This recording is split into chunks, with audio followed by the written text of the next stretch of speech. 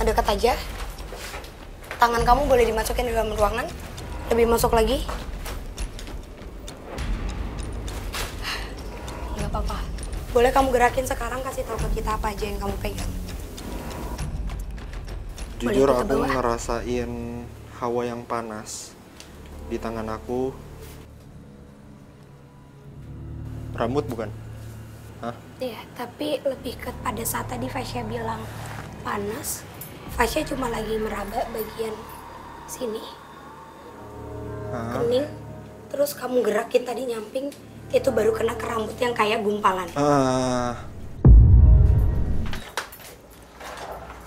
Di tempat ini mungkin kita bisa bilang tempat untuk pembersihan, atau di mana banyaknya seperti baskom besi yang dijejer di sini.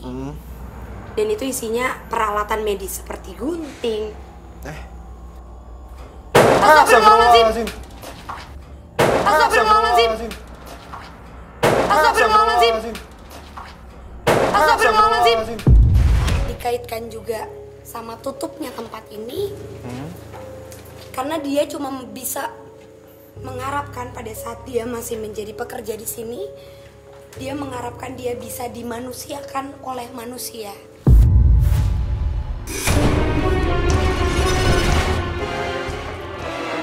Sosok perempuan yang sepertinya dicekuk. Sosok kitab itu semakin dekat.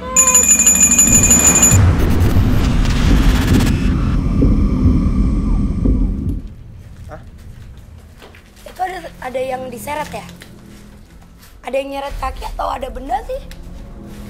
Gak ada. Lihat Fasya. Gak ada. Maaf. Nggak, tapi tadi dengar juga, berarti? Nggak, aku dengar ada yang pindah doang. Fasya coba. Kami pun kembali ke lantai 1 untuk mencoba menemukan sumber suara yang menarik perhatian kami saat di atas. Ini ruang kumpulnya para suster atau pekerja. Bau banget lagi. Kalau aku kelayangan, boleh masuk ke sini, Fasya? Ayo, Tim. Ayo, Tim. Di tempat ini mungkin kita bisa bilang tempat untuk pembersihan, atau di mana banyaknya seperti baskom besi yang dijejer di sini. Dan itu isinya peralatan medis seperti gunting. Astagfirullahaladzim. Astagfirullahaladzim. Astagfirullahaladzim. Astagfirullahaladzim. Kami pun kembali mendengar suara misterius di balik ruangan lain.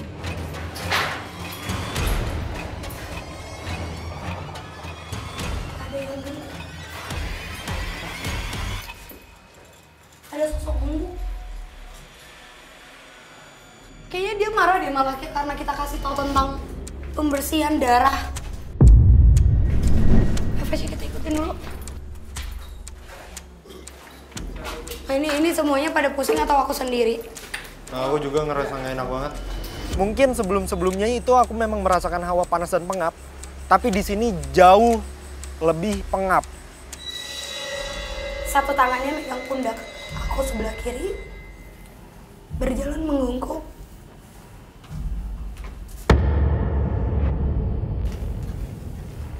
Dengan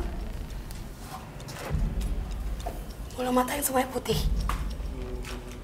Sosok nenek-nenek ini. Coba kita ngedekat. Ayo kita masuk. Tunggu, yang kamu maksud tuh sosok perempuan ini. Hah? Ini. Maksudnya? Ada sosok perempuan yang saat ini sedang megang tangan kamu kayak gini. Aduh. Menggelendot. Maaf, kamu gak akan bisa gerak Fasya sekarang. Kamu berasa berat. Iya. Karena dia lagi bener-bener mencengkram bagian tangan kamu. Rambutnya full putih. Full putih. Ibu-ibu ini memakai kain. Maaf, tapi semua kulitnya sudah turun ke bawah. Terus, apakah ini sosok Nyi Uti yang kita cari dari awal? tarik residunya ya. Aku akan mengulang apapun kata-kata yang dia ucapkan setelah pertanyaan kamu. Iya. Jadi kamu boleh nanya dan aku akan coba untuk komunikasiin. Oke. Fasya boleh tanya? Oke, apakah kamu Nyi Uti? Dia berbisik. Iya. Itu jawabannya Fasya. Oke. Kok kamu ngerasa goyang ya? Gak apa-apa. Lanjut Fasya, cepat. Oke. Apakah benar seperti yang dikatakan warga sekitar, kamu sosok yang paling mengganggu di tempat ini? Iya.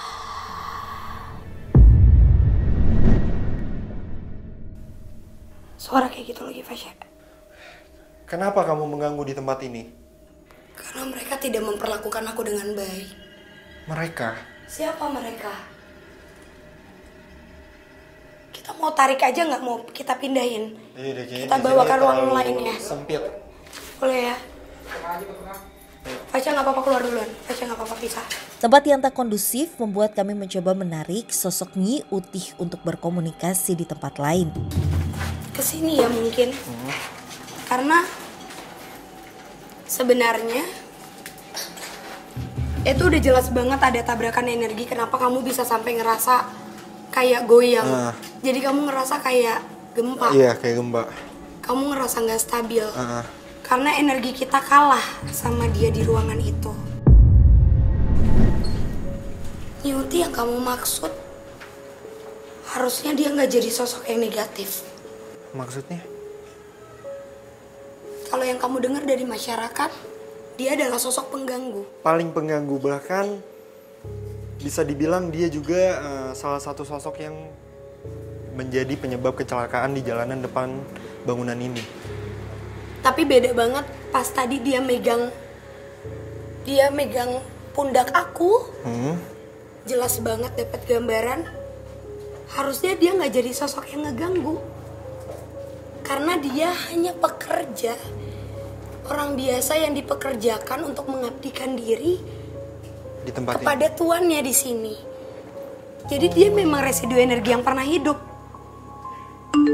Oke, berarti memang dia pekerja ya di tempat ini. Terus, maaf tapi kenapa dia bisa sampai seperti itu Kak Frisly? Bahkan sampai mengganggu itu kenapa? Ini area seperti area yang memang paling disukai sama dia. Kalau kamu tanya kenapa, gambaran yang dapat secara jelas dari tempat ini yang mungkin bisa dikaitkan juga sama tutupnya tempat ini. Karena dia cuma bisa mengharapkan pada saat dia masih menjadi pekerja di sini, dia mengharapkan dia bisa dimanusiakan oleh manusia. Dia hanya berharap mendapatkan seperti kata maaf, terima kasih, tolong, dan tidak ada caci maki yang dikeluarkan atau tuduhan-tuduhan yang dikeluarkan oleh tuannya apabila adanya kecurigaan mengenai praktek negatif di bagian belakang. Jadi ketika ada seperti bocoran informasi yang dituduh tuh selalu beliau, Fasya, nenek tua ini. Sebentar, dituduh sama siapa? Dituduh sama tuannya, orang yang memiliki klinik ini. Oh, oke, aku udah mulai ngerti. Terus soal dia bilang dia diperlakukan tidak baik, itu maksudnya seperti apa? Mungkin kalau yang aku dapat gambaran dengan dia yang bekerja, dia juga mengabdikan diri, membantu. Kayak dari tadi kita ketemu sama sosok-sosok yang sebenarnya itu berkaitan dengan dia.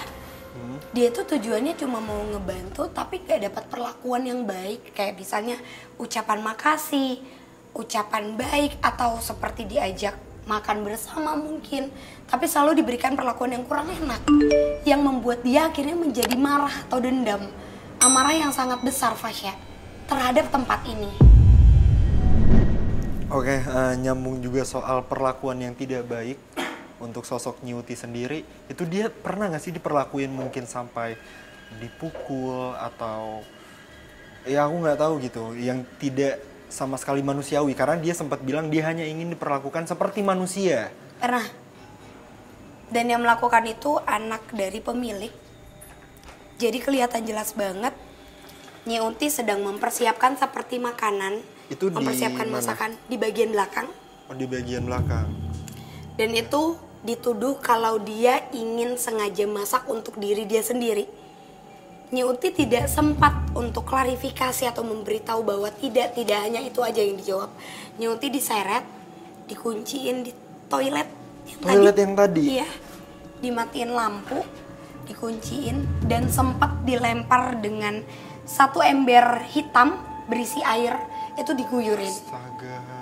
Dan kondisinya memang, maaf ya, tapi emang dari awal dia bekerja di sini sudah berumur. Emang perilakunya aja pada saat itu mungkin mereka kurang kayak ngerasa nggak puas sama pekerjaannya. Karena Nyuti tuh sering banget nyapu nih, Fasya. Oh, di bagian sini? Coba, ini kan dulu masih jadi bagian yang bersih ya. Pekarangan gitu ya? Ini semua bagian pekerjaan dari Nyuti. Jadi dia biasa banget nyapu pakai sapu lidi yang tebel itu. Itu jadi kayaknya suara yang tadi kita dengar tuh suara itu malah Nyeret itu? nyeret. Oh. Jadi bener-bener suara yang kayak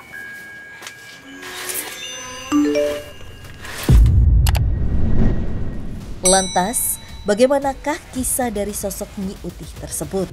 Apakah memang benar rumor dan mitos akan sosok Nyi Utih sebagai penyebab segala macam keangkeran yang menyelimuti area ini? emang perilakunya aja pada saat itu mungkin mereka kurang kayak ngerasa nggak puas sama pekerjaannya. Karena Nyuti tuh sering banget nyapu nih, Fasya. Oh, di bagian sini? Coba, ini kan dulu masih jadi bagian yang bersih ya. Pekarangan gitu ya? Ini semua bagian pekerjaan dari Nyuti. Jadi dia biasa banget nyapu pakai sapu lidi yang tebel itu. Itu jadi kayaknya suara yang tadi kita dengar tuh suara itu malah nyeret. Oh. Jadi bener-bener suara yang kayak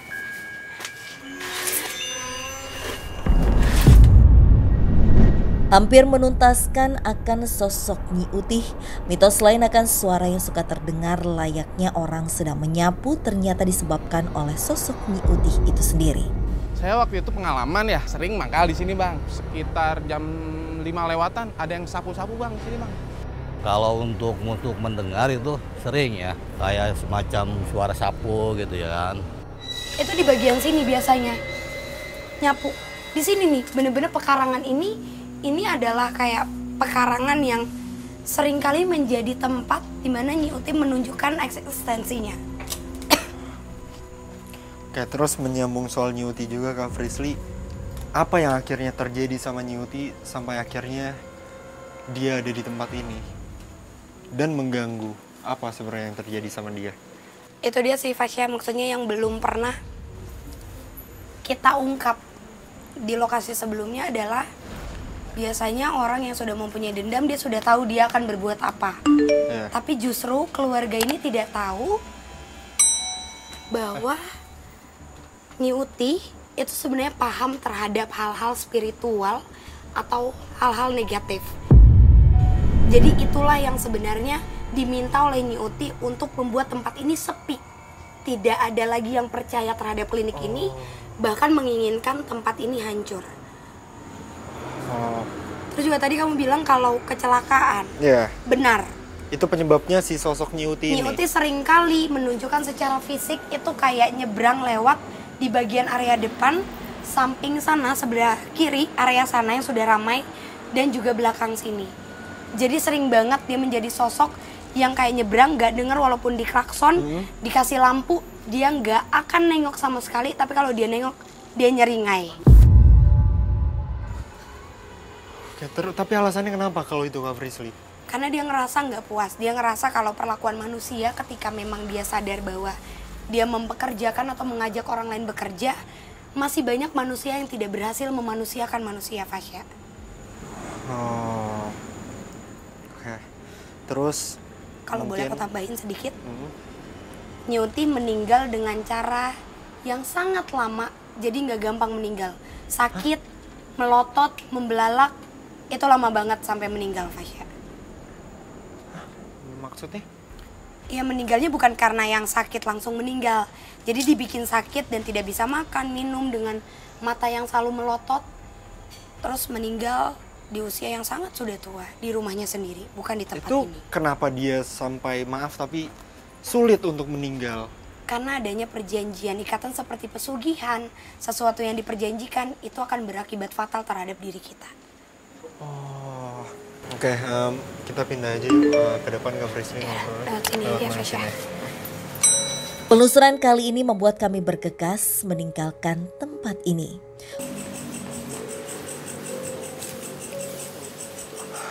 Oke, Kak Frisli, aku rasa sudah cukup penelusuran untuk malam hari ini karena aku sudah mendapatkan jawaban kenapa tempat ini tuh banyak sekali gangguan. Iya. Dan ternyata memang semuanya terjawab. Di tempat ini tuh kenapa banyak gangguan ya memang karena semasa aktif pun banyak bisa aku bilang tindakan ilegal di tempat ini bahkan sampai bersekutu dengan sekte ya Kak Frisli. Betul. Ya. Dan untuk si sosok Nyuti itu sendiri kenapa dia mengganggu ternyata memang karena begitu besar rasa dendam yang dia rasakan selama bekerja di sini dan merasa dia harus membalaskan dendamnya bahkan itu sampai ke para pengguna jalan ya Kak Frisli. Betul.